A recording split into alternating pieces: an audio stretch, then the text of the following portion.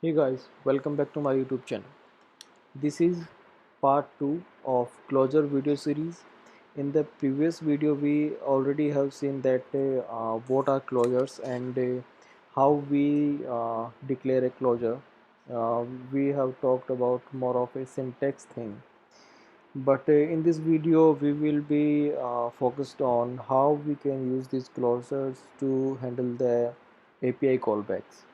So for that I have already created a class which will be handling the API calls, and here is the test class. This is my class where I need to get the data with the help of closures.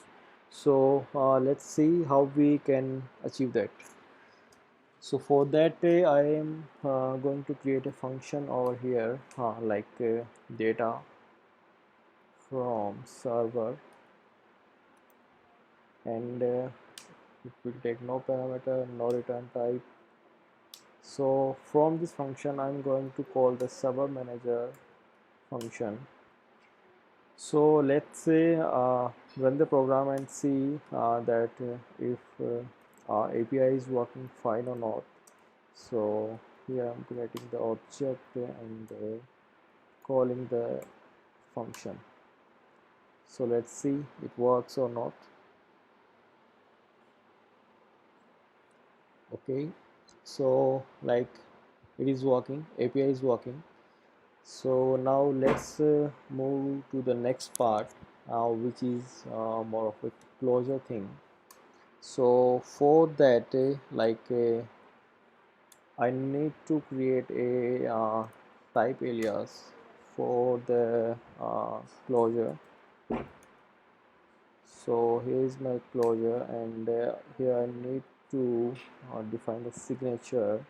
Like it will be returning the JSON type. So I will return from one JSON type object, and one is like message. So let's just create the signature of this closure. This closure will be taking JSON data, which will be a dictionary, and it will take a message which will be type of string, and I don't want to return anything from this closure, so void.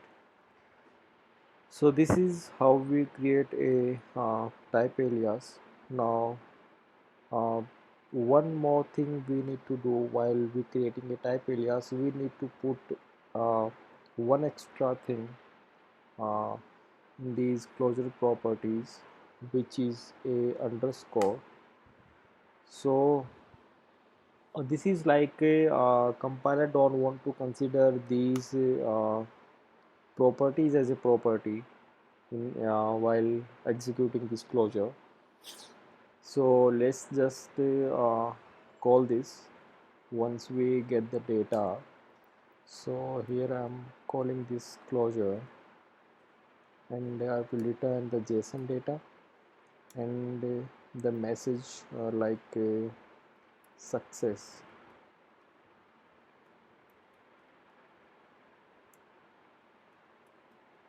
Oops, this is okay. So this is like a in this my class I just call the function.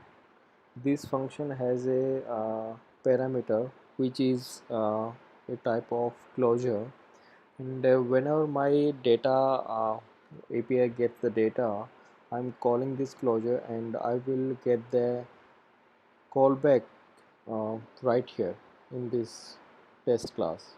So let's run the program and see how it works. So I'm running the program over here, and okay, so here we can see that in our method the response is here and the message is right over here. So this is more of the Clojure things, how we can handle the callbacks, how we can pass a Clojure as a function parameter, and how we actually uh, handle the API responses with the Clojure. So this is all about Clojure example, how we use the Clojure. In the next video we will be discussing about types of closures, how many types of closures are there. So see you in the next video. Thank you for watching.